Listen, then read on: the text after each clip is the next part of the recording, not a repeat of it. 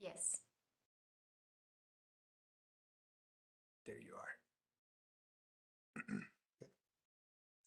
Well, good afternoon, everybody. My name is Brett Augustine, a recovery business advisor for North Central Texas Small Business Development Center, a leading provider for assistance for small businesses. We are grant funded, which allows us to offer these webinars as well as many other services at no cost to you. Today we have a special guest, Miss Angela Randolph, who's going to be joining us today talking about managing cash flow during periods of uncertainty. If you would please give a warm welcome for Miss Angela Randolph. Thank you, Brett. I appreciate that. My slide deck up here.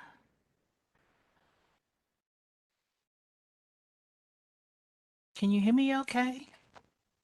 You're soft spoken, but yeah, we hear you. Okay. So I added this microphone at the last moment, so I want to make sure. No, you sound loud and clear. Okay, good. And we know as you get emotionally involved, it's going to get even better. All right. All right. So as Brett says, I'm going to be presenting managing cash flow during periods of uncertainty today. And special thanks to the North Central Texas SBDC for allowing this opportunity to present this training webinar to you today. So a little bit about me. I'm a CPA, been a CPA since 1998 here in the state of Texas. I am the CEO of Stellar Ledgers LLC, where I offer CFO and controller outsourced services, consulting and coaching and training. My background is corporate accounting, finance, state and federal tax audits, as well as Big Four public accounting over 20 years. Okay. So today we're going to be talking about the importance of cash flow. We're going to define what it is. We're going to go over a sample cash flow forecasting template. We're going to talk about some red light warnings that you need to be made aware of, collecting money owed to you, budgeting and expense reduction, and funding options. And then we're going to wrap up with a Q&A. All right, so small businesses and cash flow. Pre-COVID, 50% of small businesses regularly face cash flow problems, and 20% of them had this problem on a continuous basis. So now, year two into the pandemic, small businesses are still faced with challenges in terms of their vulnerability to the crisis and being able to manage their business and especially cash flow, where small businesses have been disproportionately affected across all industries, especially those in the food service industry, travel industry, restaurants, things of that nature. They have been really, really impacted. So if your business falls into one of these categories, or you're still continuing to be impacted by this pandemic, this workshop is definitely for you. So common reasons for business failure, 82% experience cash flow problems. And that's just tells you, that indicates to you the importance of cash flow, especially for small businesses. 42% find that there's an insufficient need for their product or service. 29% just run out of cash altogether. 23% do not have the right team in place. 19% are outcompeted, and 18% have pricing and cost issues. So if you see 82% is at the top of the list, because basically if you don't have cash, you can't pay the bills of the business, and you're going to soon find yourself out of business without cash. This quote, I really like this quote: "A small business can survive for a while without making a profit, but if its cash flow dries up, the impact is fatal." And that's so true. You really do need cash. A business can be profitable on paper, but also be cash poor to the point where they have to close their business as well. So, and a key component to that is not collecting money. You know, you can send billings out for your goods and services, but if your customers are not paying, then that impacts your ability to stay afloat as well. Cash is king. Cash really is the lifeblood of a business. all businesses rely on cash flow to pay day-to-day expenses like, wages, rent, utilities. Uh, Cash flow really does determine the business failure or success. And it's one reason why bankers, when you're applying for a loan, they're really interested in the cash flow statement. The P&L is great, balance sheet nice, but the cash flow really zones in on your business's ability to pay its bills, including repayment of any loans that you may have. So now let's define what cash flow is. It's the amount of money coming in and going out of your business. And an example of money coming in is the cash you receive from the sale of goods and services for your business. An example of money going out is the cash you use to pay for expenses and to repay debts. This is just one example of cash flowing in and cash going out. So let's talk about cash flow forecasting. It's the process of estimating cash flowing in and out of the business over a specified period of time, usually a month, and it helps you predict your cash needs in advance. What you would include is all sources of cash, inflows coming in per month, which may include cash sales, collection on receivables if you're using invoicing, to get paid by your customers, repayments from money owed to you, etc. If you have partners in the business and you lend money to the partners, then money that they're repaying back is due to the business. So you definitely want to keep track of that. If you have an S corporation where you're giving shareholder loans, that's also another source of cash when that repayment of that loan comes back into the business. Uses of cash would include all cash payments made for payroll, inventory if you're paying cash, vendors, utilities, rent, loan repayments, and owner draws. So that means you as a business owner, you taking money out of the business should also be included. And if you're having a cash flow problem, you may want to monitor the frequency and the amount of cash that you're taking out of the business over and above paying some of the bills of the business.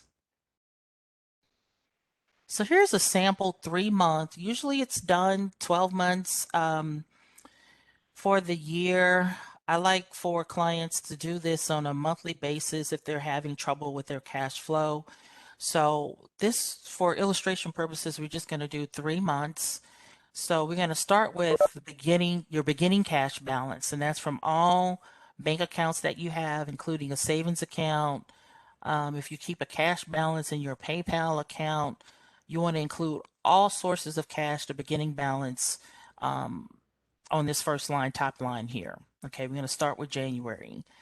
And so the next section, you're going to list out sources of cash. If you sell products, you want to list each product and the amount of cash sales that you anticipate coming in from the sale of those products. If you're invoicing, where the customer is not paying up front or they're paying a portion of the invoice, a deposit or something like that, you want to keep track of those receivables and also the timing of those receivables and make sure that you put it in the right bucket. So let's say, for instance, if you have sent out 10 invoices with a due date of January 15th, you would expect by the time January 30th rolls around that you have already received that cash. And you want to keep track of these things because, to be quite honest, sometimes people forget to pay. Sometimes it's not that they don't want to pay, but they may be, involved with their business, involved with other things. So if you don't have a system in place that sends out reminders, I like 2 days in advance, a day in advance, then you want to definitely get something in place so that it's sending out automatic reminders. And then also, you may want to, depending on your, how your business is set up and your relationship with your customers, I like late fees. Late fees just incentivizes people to pay on time, right? And so a lot of times people want to avoid additional fees, so they may make sure that they at least pay you by the due date. So you want to keep that in mind. Customer deposits, if people are giving you deposits before you deliver the service or before you ship goods to them. You want to track that here. And then other sources of cash. Now, that could mean grants, money that you have contributed to the business that is allowed. If you're bootstrapping, you can deposit money into your own business, right? And so that would go there. That would be called, if you're a sole proprietor, owner contribution or owner investment into the business. It's very common for people to do. So then you would tally up all of these various sources of cash flowing into the business, and then you have an amount. Okay, 3645 is what we have here in the sample. So next, we're going to tally up the uses of cash. If you have employees, contractors, you definitely want to, you're paying them in cash. You definitely want to keep track of what payroll and payroll taxes are. You withhold a certain amount from employees, but as an employer, you also have to match, FICA taxes and play for unemployment insurance. And if they're living in states outside of Texas, you may have additional taxes that you have to pay on behalf of that employee as well. So you definitely want to keep track of what your monthly payroll expenses are as people come into the business and leave out in terms of employees and staffing. Vendor payments. Now, this is if you're paying your vendors in cash. If you don't have a trade credit line with them, if it's a net 30, you want to include those cash outflows here. If it's a way that you can extend the trade credit with your vendor, if they're agreeable to that, you may want to do that. That's something that we'll talk about in a later slide on how to extend those credit terms so that you can improve your own cash flow. If you have rent, that's usually a fixed amount every month. You want to include that there. Loan payments, if you have the flexibility to pay a minimum amount or increase your amount, you want to use that here for your loan payments. In this illustration, I have it fixed across the 3 months. Purchase of fixed assets. If you're planning, you can use this cash forecast as a planning tool as well as when the right appropriate time may be to make purchases of fixed assets. And then you also want to keep track of all your overhead expenses and make sure you include that as a use of cash as well. So as you can see here in our tally, the total uses of cash is higher than the total sources of cash. So it leaves us with a negative 1855, right? But we have to factor in, we started out with cash at the beginning of the month, so we have to factor that in. And so the ending cash balance should be $95. All of your cash sources. So this may include more than one bank account if you have several. Okay.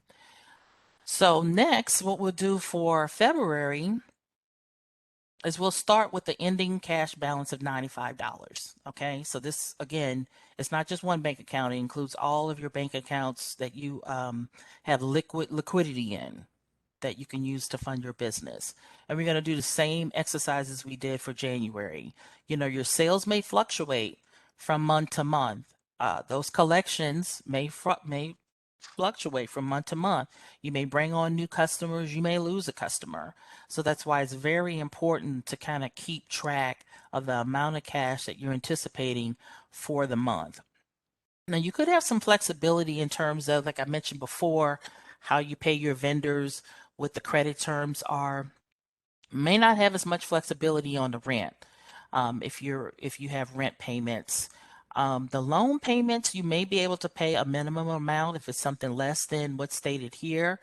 I know for many business owners that have idle loans, there was a deferral period up to 24 months, depending on when you got the idle loan. And the term is 30 years, right? But you have to also remember that interest is accruing too.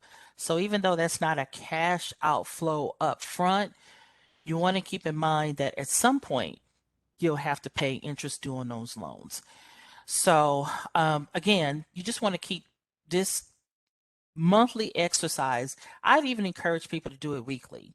If they're having a severe cash flow problem and you're getting you have inventory coming in, sales that you're making on a daily basis, you may want to increase this from a monthly exercise to a weekly exercise. And you certainly can do that. It may take a little time, but it'll help you better manage your cash flow for sure. And so as you can see in February, we ended up with a negative cash balance, right? And so typically we don't want to do that, in our bank accounts because this could create overdraft fees, bank fees, bounce checks. So when you see this scenario where your ending cash balance could potentially be negative, then this will indicate to you that you need to fund the business with some outside sources of cash, perhaps from your personal funds, perhaps from family and friends, or a grant. And so this negative number, we want to change that into a positive, right? And so we do this exercise so that we can be made aware of any shortfalls that could happen in terms of what the outflow is and what the anticipated um, cash inflow is. So I think for March, I had the same negative. Let's see here. Smooth this out the way. Okay, yeah. So in March in this illustration, I have it going negative. And this can happen if you're not doing this exercise. I've seen it a lot where a couple of months go by, and if you're not really tracking this and paying attention, the business owner at some point comes to the realization that they just don't have enough money to keep the business afloat. So they may have to lay people off. They may have to decide that maybe we shouldn't rent, maybe we should close down, work from home, So there are a lot of things that you can, just from doing this exercise, make decisions to keep the business afloat. Up here, you may decide it's time to raise prices. We're going through inflation right now, and so everything costs more. You may have to make the decision to raise prices. Now, how the customers are going to react to that, you'll have to check the temperature. But from this exercise, these are where these type of decisions, um, this is where it starts because it illustrates, whether or not you have sufficient cash to keep the business running. You may be tempted to not do this exercise because it can be very daunting, kind of seeing the numbers, and somewhat depressing, I should say. But I look at it from a different view. You want to be able to do these type of things up front so that you're empowered to make the decisions that you need to make to turn things around. So I like to know things up front, and as a business owner, it's your responsibility to make sure that the business has sufficient cash. Now you can work with your advisor and your accountant to help you as well, but this exercise will really, really give you the insight that you need to make sure that enough cash is flowing into the business so that you can pay the bills and cover everything flowing out. So let's talk about some red light warnings. Leads, orders, or sales fall below a certain threshold. That is one huge indicator that will tip you off even without doing the cash flow forecast, right? And it could be other factors that's impacting this. Let's say we've had a supply chain issue for, I don't know, I guess about a year and a half now. And if rely on supplies coming in from overseas or out of state or whatever the case may be, and your customers just feels like they can't get the products that they need in a timely fashion, so they go somewhere else, or they withdraw the order. So that is one indicator that you definitely want to keep an eye on because it can lead to a cash shortfall for you. Planned sales are delayed or a substantial customer stops buying from you. If you have a major customer that for whatever reason they may be having cash flow issues, or they may decide to go to a competitor, then that is another red light warning. Sales have been slower than predicted. You definitely want to do a sales forecast as well, in addition to the cash flow, so that you can keep an eye on this and know ahead of time when things are going to slow down for you. A major customer hasn't paid on time. That can definitely impact your cash flow. You want to make sure, and I find that a lot of times customers are just they just forget. It's not that they don't want to pay, they just need reminders. So it's always good to have those auto reminders going out or a quick phone call to let them know that the invoice hasn't been paid. And usually you'll see a payment that day or the next day. A substantial customer invoices are in dispute. If you have customer invoices that are in dispute, you want to mitigate those and try to work those out as soon as possible. You don't want it to get into a chargeback situation if you can avoid it. If you can work it out with the customer where whatever the issue is, that you can come to some kind of settlement. Because if it gets to a chargeback, of what the bank or the merchant is going to do is just reverse the payment that they made to you already. So you don't want to let those disputes go unsettled, unaddressed. And then, as I alluded to earlier about inflation, a rise in the cost of production, it erodes your profit margin. So you can't ignore what's happening in the world. And especially if your competitors are raising their prices, and you want to also consider raising yours as well in order to stay afloat in terms of goods and services maybe costing you more to bring to your customers. So you want to account for that in your prices. Overhead expenses have substantially increased. So you definitely want to keep track of what your overhead expenses are. Just track those from month to month, and you can do this in the budget exercise that we'll talk about later in the slides. And so these are all indicators of things that can potentially lead to a cash shortfall in your business. Okay, you may need to make some adjustment to staffing, cut hours, renegotiate, utility rates that you have in your business.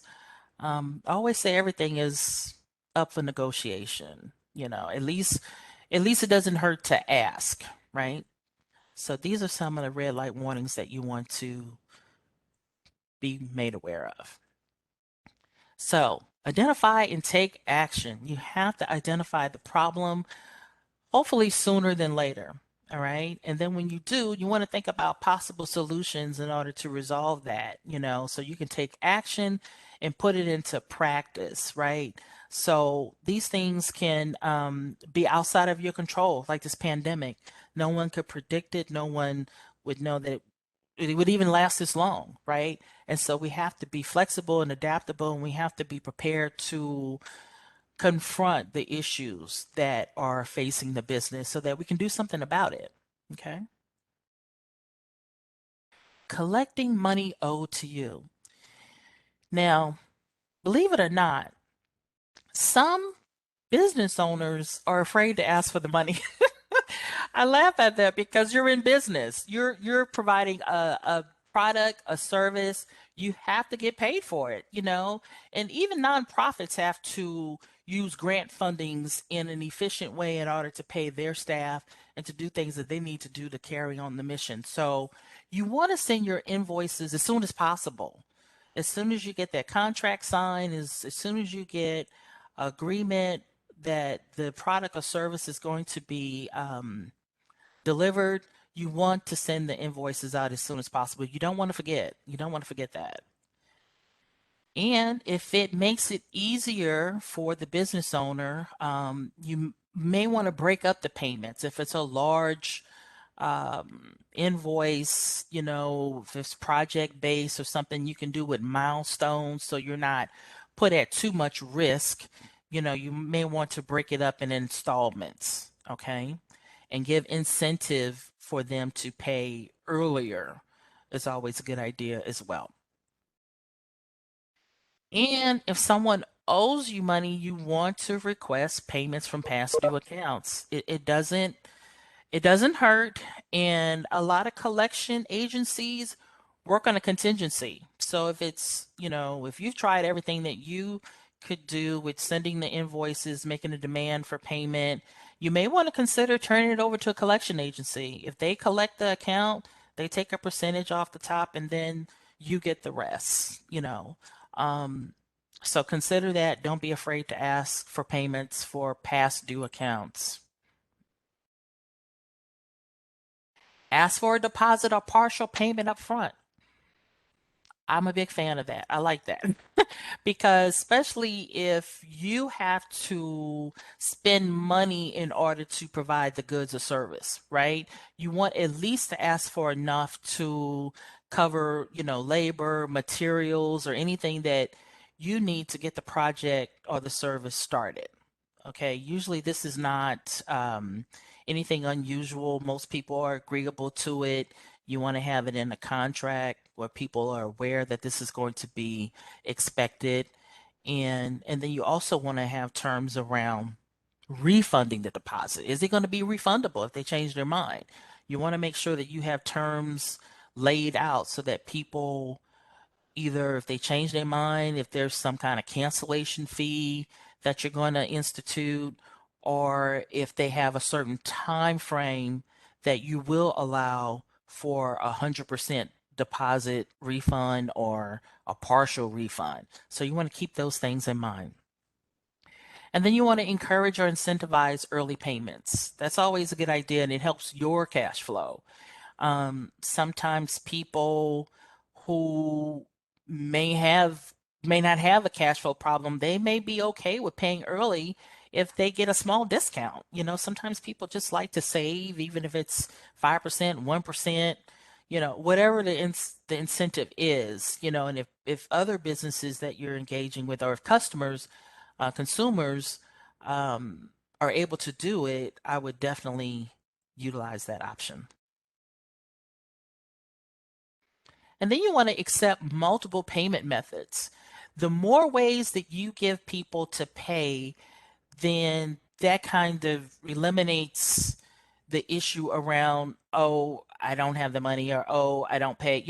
PayPal has a credit arm to their business where you get paid up front, but then they're paying PayPal credit over whatever time period. It's like a cash advance almost to them. So if you allow different payment methods, then that makes your cash flow better because you're getting paid upfront and you're letting the customer pay, PayPal or Stripe or Square or whoever, pay them in installments, right? So I'm a big fan of having multiple payment methods. If you just have cash or check as an option, if that person doesn't have cash or check, then they may go to a competitor that has multiple payment methods for them to use. So you want to keep that in mind. Credit terms with customers. So when you do extend credit to customers, you want to reduce the amount of risk that you take on with them. You don't want to, let's say, for instance, if you already have an outstanding invoice with them, you've delivered the service or the goods, and they haven't paid. The invoice is 30 days past due. At that point, I wouldn't continue delivering, if it's an ongoing recurring service or product that they're getting, then you have to address that. So you have to mitigate your own risk in the business. So you don't want to keep that service going if they've already passed due on a invoice for you. So you want to mitigate the risk that you take on. You want to view your outstanding balances on a regular basis. Most accounting software that has invoices will have an aging of accounts receivable. You'll see who the customer is, how old the receivable invoice is. And in some cases, you can even see if they viewed the invoice, because that's important. If they viewed the invoice, so they have an awareness that it's due, maybe they were having cash flow issues themselves. And so you definitely want to stay on top of those aging receivables. You want to set customer credit limits. If you have services that are high ticket, high price, you may set a limit to how much credit you're going to extend them. If $10,000 is the limit and they're approaching that credit limit, then the next time you send them an invoice, you'll say, well, we're going to need, payment up front, or you're going to have to pay with a credit card or something like that. We can't extend credit because you're reaching the limit. Okay. And then you want to review your payment terms.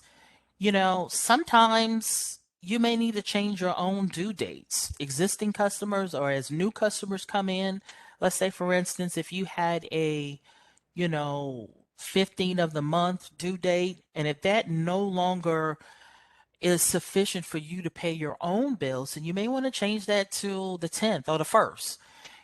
So you have the flexibility as a business owner to change payment terms that customers have with you. Now, if it's existing customers, you definitely want to give them a heads up in advance before you just change the due date because they may be relying on that due date to manage their own cash flow. So keep that in mind. All right, next, let's talk about budgeting. You definitely want to create a budget for your business. And I say both business and personal because it's real important, especially when you're starting out. You more than likely are going to be bootstrapping your business, meaning you're going to be funding your business as you start out, first few years. If you don't have access to capital, if you don't have a credit card or loan or something like that from the bank, then 9 times out of 10, you're going to be financing it yourself. So if you can have a lean budget on your personal expenses, then that means you'll have more available cash to kind of fund the business when you need to, right? You want to monitor your spending at least weekly to ensure that you remain within budget. Um, Sometimes business owners will make a budget, but then they'll never look at it. They'll never look at the actual amount of spending that's happening. So I like to go through the exercise of creating the budget, a realistic budget based on your historical patterns. And then if there is a need to reduce expenses, which we'll talk about in the next slide, then we'll do that. But you also have to have that accountability where you're seeing it, did you adhere to the budget, right? And if something happens where it was unexpected, you want to plan for that as much as possible, but unexpected things do come up. And when you're creating a budget, you want to leave some leeway for these emergencies and unexpected things as well. So you want to keep that in mind when you're doing your budgeting exercise. So let's talk about cash reserves. A study by JP Morgan says most small businesses only hold cash reserves up to 27 days, which is a good start. But I consider cash reserves almost like an emergency fund, like on a personal side. It's always said to have 6 months of an emergency fund, equal to whatever salary you had if you were working a 9 to 5 job, have 6 months of salary saved in case something happened. And so I equate that the same way to business. I believe businesses ought to have cash reserves as well. And that could be in the form of having a business savings account that you don't touch, you don't use, is solely there for the purpose to build up that reserve. There are many online accounts that you can open. And you definitely want to work on having that fund because you never know, it can cover unexpected events, a lost in customer, that cash flow. You may be able to come in and fund where there are shortages. So having a cash reserve is very, very important. And you can do auto transfers to the account from your main operating account where it's happening systematically. And before you know it, you've built up a nice reserve. So you want to keep that in mind. So let's talk about some internal sources of cash that you may be overlooking. Offer customers a discount for early payment or ask them to pay immediately. You'd be surprised how many people will be receptive to that. You just have to ask. And so this can be a cash infusion into your business if you simply get customers to pay earlier than the due date. And then if you don't offer credit cards, you want to offer customers to pay by credit card. Now, it may be, depending on what credit card processor you use, it may be a day, mostly up to 3 days. before you get that deposit in your bank account. But almost everyone has a credit card or a debit card. So you want to make sure that you're giving them as many options as possible to pay. Then you also want to think about holding a sale of surplus or slow moving inventory to raise cash quickly. Um, you'd be surprised people who would buy things that you may think is outdated or not the latest for whatever reason, and you'll be able to turn around and get some cash rather quickly by holding a sale of these type of items. And then you may want to think about, if you have excess inventory, asking the suppliers to take it back or get a credit or give you longer credit terms to pay for the inventory. You never know until you ask. So that's something you want to consider. And then you want to really look at your assets and see if there's anything that's not being used that you no longer use, to see if it's a good candidate to sell, right? And you may want to think in the future about renting equipment instead of purchasing outright. Okay. And also, during times of uncertainty, you may need to reduce your cash draws from the business until revenues improve. Um, so you definitely want to take a look at that. If you're used to taking, $5,000 out a month, regardless to how many sales you made, well, you may need to adjust that a little bit and be a little more flexible in terms of the amount of cash that you're taking out of the business. And then your advisor, your accountant can come up with other ways, that you can unlock some cash in your business. They'll be more intimately familiar with your business and things that they can offer you in terms of advice on how to generate more cash in your business. So let's look at funding options. Now, as a result of the pandemic, the SBA had COVID-19 relief options. Most of them have expired. 12/30 um, 2021 was the last time that you could apply for the EIDL, and the PPP and loan expired in May of last year. So, but what I'm finding is that people have not gone through the process to get PPP forgiveness. And if you haven't done that, that means you are prepared to pay the money back. And you don't need to do that when it's a forgivable loan. So you definitely want to make sure that you go into the SBA's portal, because it doesn't matter where you got it at this point. The SBA can get you set up for loan forgiveness if you did get a PPP loan. Because if you don't get it forgiven, then you're going to have to pay the money back. And so that is a use of cash that you can preserve for the business if you simply go through the application process to get the PPP loan forgiven. And what I've also found is that many people were unaware that they could modify the idle that they got, or in other words, ask for an increase.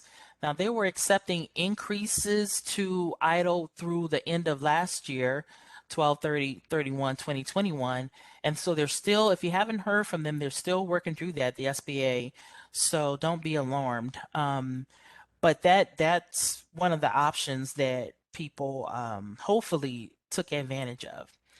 And then there's also SBA loans that have a number of loans, micro loans available. You definitely want to work with your advisor, the SBDC, and they can help you sort out which ones the more appropriate ones for you.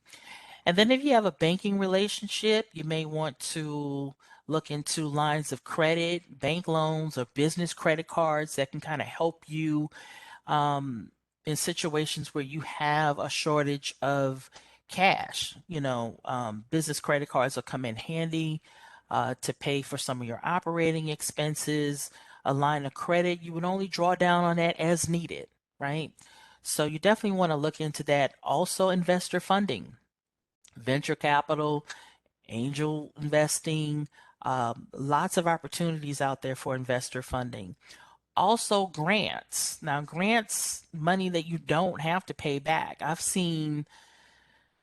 can't say in the last 5 years, I've seen so many grant opportunities available. I get emails, Periodically I try to pass those on via my newsletter to let people know about. It's just grants, all different categories. If you have a business in Texas, if you are operating in a certain industry, I mean, the grants, all different categories. I've never seen so many opportunities for a grant. I myself got a grant and I didn't even think I would get it. I just, on the last day, applied for it, and a month later, I got the grant. So there's plenty of money out here. A lot of local government agencies, counties, um, and cities are also offering grants to small business owners. So definitely get connected with your Chamber of Commerce, SBDC, get on some of these email lists in whatever city that you're in so you can be notified of all these grant opportunities that they have, because they understand that the small businesses are still trying to recover from the pandemic. And so they get funded through the government. It could be the SBA or other sources. And so they are looking to give this money out to business owners. They just need people to apply. So definitely keep that in mind. So let's talk about alternative financing. Some of these you may be aware of and some you may not. Merchant cash advance, these are your PayPals and Stripes and Squares. If you do a lot of invoicing and you accept credit card payments, you may be able to get a cash advance on some of those transactions, and then they take a percentage. So this is non-traditional ways of getting financing to fund your business. There's also peer-to-peer lending, where you can get from peers financing. Usually it comes with, all of these, there's a cost involved. So none of these are free. So there's a cost of, borrowing money that you have to look into and define, which one is best suited for you, right? And then there's crowdfunding. We've heard of, GoFundMe and other platforms where businesses can crowdfund. Equipment financing, if you have to purchase equipment and you're not able to pay for it up front, you want to look into equipment financing. Invoice financing or factoring, which is another name for it, where you get with a factor and they will collect the invoice on your behalf and then they'll pay you up front for a fee. So instead of you getting paid directly on the invoice, that payment will go to them and they're giving you the cash up front. So you may not have to wait 30 days or 45 days if you're experiencing cash flow issues. And then online financing, there's many, many, many organizations that offer quick turnaround online financing to small business owners. It depends. You may or may not have to have a personal guarantee. It depends on your business credit profile.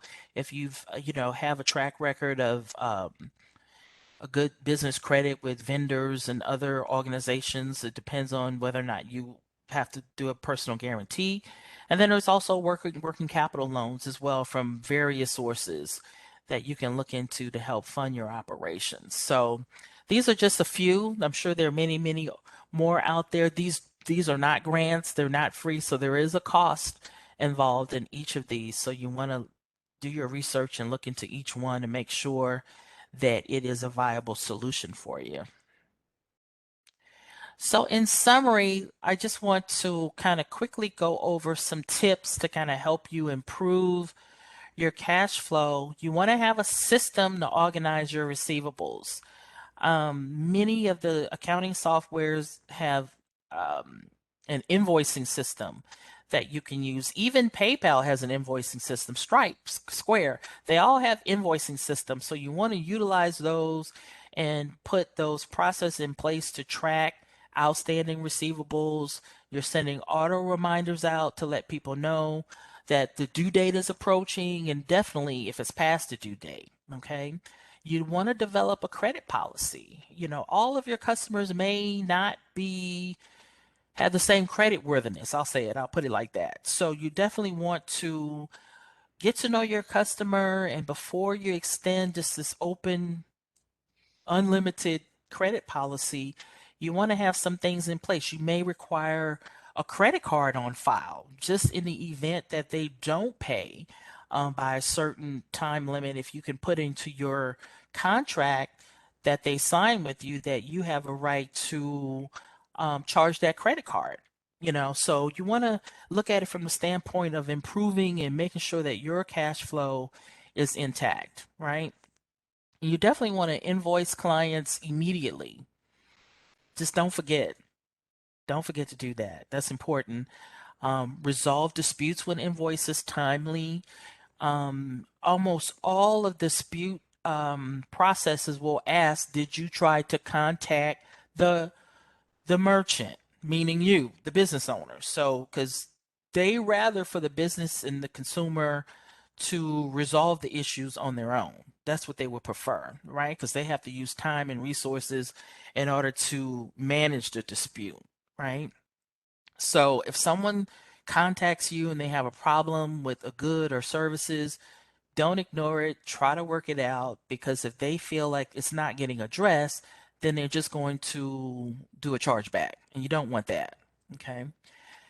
You want to monitor and take action on delinquent accounts and take action on what's delinquent, and you want to also mitigate any further losses, meaning you may have to stop, the service temporarily until they address the delinquent account. It can be an uncomfortable situation sometimes. If you're working with an accountant, you may want to get them involved and have them do it.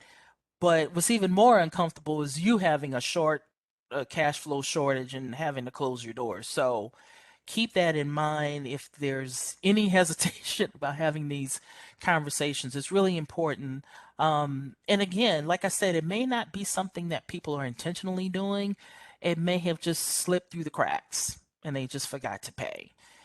And then you also want to consider extending payment terms with your suppliers and your service providers.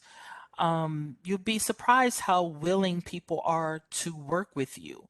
If it means changing your due date from the 1st to the 15th, that'll give you time to collect on some of your receivables, get cash in the bank, and then you can turn around and pay your suppliers. But they won't know until you ask. So keep that in mind. And explore internal and external sources of funding, especially the grants. There's so many grants out here. I've not seen so many opportunities for businesses to get grant funding, and that's mostly not you don't have to pay that back. You may have to meet certain criteria. Sometimes a lot of the grants come with coaching, so you get business coaching and advising or access to certain resources. So definitely get connected in the business community so you can be made aware of all these different grant opportunities. And that is all that I have. Thank you for attending. It is Q&A time. Wow, Angela, thank you so much for all of that and just busting it down nice and clear. So if I get it right, you want more money coming in than going out. Did I get it That's right? right. That is right. That's right. And when you don't, there's some systems and processes you can put in place to kind of give you that red light, let you put the brakes on, or adapt and change. And one of the things you brought up, by the way, I love the fact that you say, uh, you give everybody the benefit of the doubt. You probably just forgot to pay me, so I'm reminding you. I like that Right. because it's Right. true. A lot of people just get busy and they think things are taken care of when they just didn't take care of it. So I like the fact that you did that. We do have a few questions. If you do have Okay. any more questions, everybody, please jump in the chat or unmute yourself and say, I have a question, and Angela will be happy to answer it. And in the meantime, I'll take a few of those questions and throw them at you, Angela. Number Okay. one, any suggestions for finding internal cash reserves for a service business? I would definitely take a look at maybe there's some expenses that you're paying for that you can cut down on, maybe you can renegotiate some office expenses that you have. They may have a new price plan. Case in point, I have been paying for a scheduling system for the last 4 years. And I didn't know that they had a new pricing plan. Well, they did. And so I was able to migrate to the new plan that saved me. I wasn't a whole lot of money, but because I was looking to add to the service, I didn't realize that the stuff that I was looking to add was already included in their monthly plan that was lower than the price. So I would say definitely look at what you're paying out right now and see if there's an opportunity to save or renegotiate the rates that you have, especially if you've been with them for like several years. You know, that they rather do that than to lose you as a customer. And there may be some systems and things that you're paying for that you may no longer need because you may be working from home and you may be able to save on rent, or they may, give you a reduced rent if you're only going in there once a week, once a month. So there's so many opportunities for, service-based businesses to save. It's just you have to reevaluate what's going out the door and look for those opportunities. Great advice. Thank you so much for that. And I think those are great opportunities. A lot of times we forget that AT&T has a new special. Just trim that bill up another $20 a month. That'll help. That's So right. yeah, I like that. That's really good. Another quick question is about late fees. Should you uh, should you put them on your quote to clients or maybe on a contract? Where do you note, hey, if you don't pay, there's going to be fees involved? I like them on a contract, because there you can address everything related to how you want to be paid, when you're going to be paid, when invoices are due, what happens if there's non-sufficient funds, late fees. You can address everything. Contract is like the Bible. Now, what you can also do if you're invoicing, you can put a little message in the footer, just kind of reminding, a soft, subtle reminder that after, however you set it up, if it's 5 days after the due date, 2 days after the due date, that late fees will start to, be added to the invoice, and Mhm. then that's enough to kind of get people. And again, it could be that they're so busy, they could have had the invoice open, ready to pay, and then they got distracted doing something else. And before you know it, it's 3 days later. Yeah, I think that's really good advice, and I love the fact that you just mentioned putting it at a footer or header on the actual invoice because Hmm. I've noticed a lot of times if somebody has accountants that they're working with, the accountants pay attention to that. Right. Even though they may never have gotten the contract for service, when they do get the bill to pay, and they're like, "Uh-oh, this has got to go, or we're going to have to incur some more costs." So that's Right. brilliance. Thank you. I'm writing that down forever right there. Doing that now. One of the other questions coming up is what are some good accounting programs other than QuickBooks or Intuit? I like Zero. I like for well, Zero and QuickBooks are the two main ones. Now for end users, for business owners, there's FreshBooks, that's very user friendly, Wave. And if you just want to do invoicing, a lot of the payment processing companies like PayPal, you can invoice from PayPal, and that's not a full, you won't be able to kind of track your expenses and things like that unless you pay everything out of PayPal. But the Wave and the FreshBooks, and I believe Zoho is also another option. It's so many. I like them if they connect to your sync to your bank account and your credit card account. That'll help you track everything. And if it also has an invoicing component to it, that is great. You can kind of track everything in one place instead of going here for invoicing and going there to see what expenses went out the door. It's just easier if everything is in one place. Just full circle, you got it from beginning to end with that. Hmm. That's good. Okay, thank you. Thank you for answering those questions. If anybody else has any questions, please jump in at this time. Brett, Angela, I have a couple of questions, if I may. Go right Yes. ahead. And this is Roger. Um, so I love the fact that, talking about that 6 months of reserves versus just the 27 days, because I think that's huge in there.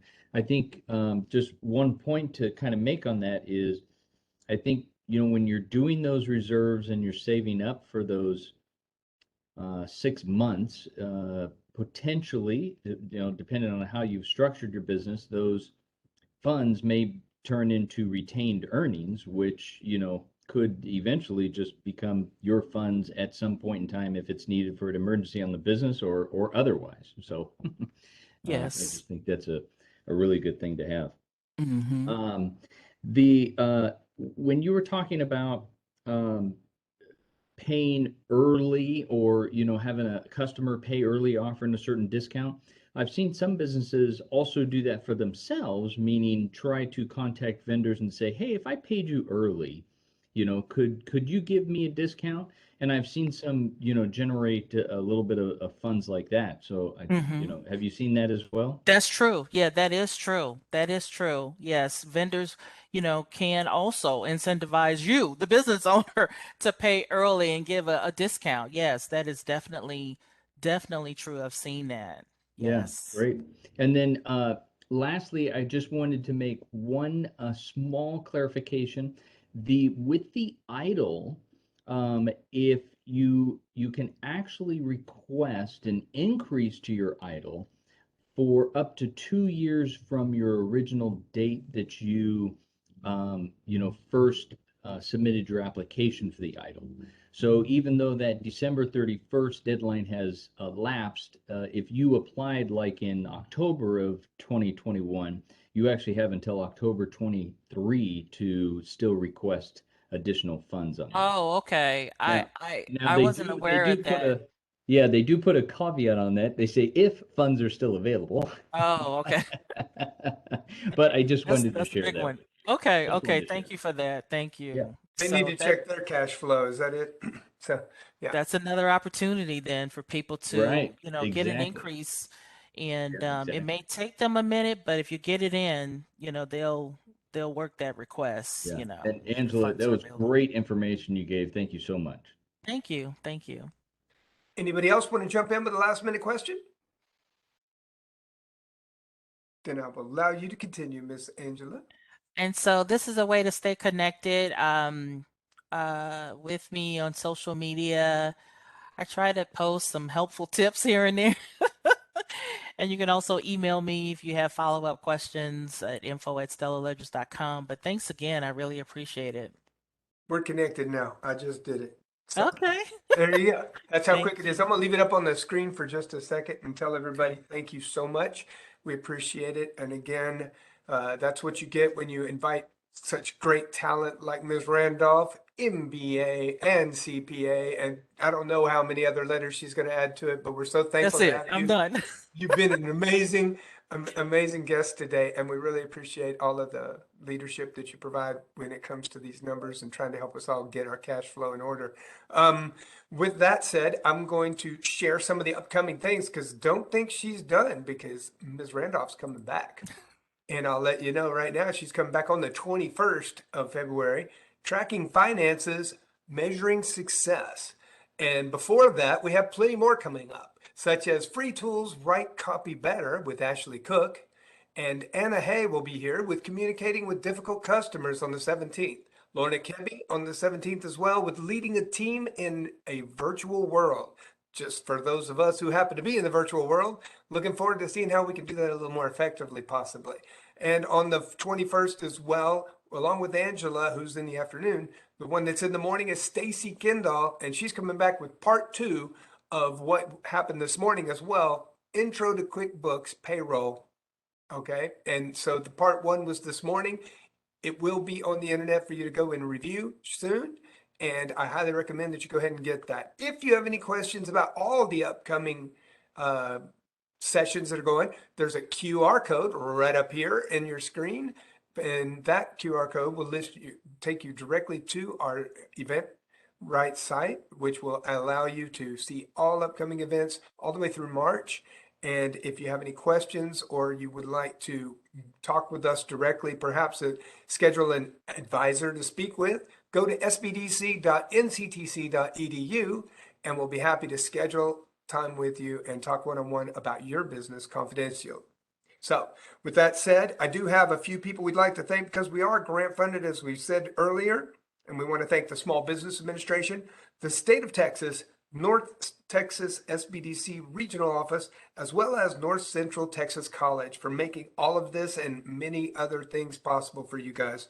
Thank you so much for joining us today. Thank you, Angela. We look forward to seeing everybody next time. And this concludes our webinar for today. Everybody, happy Valentine's Day.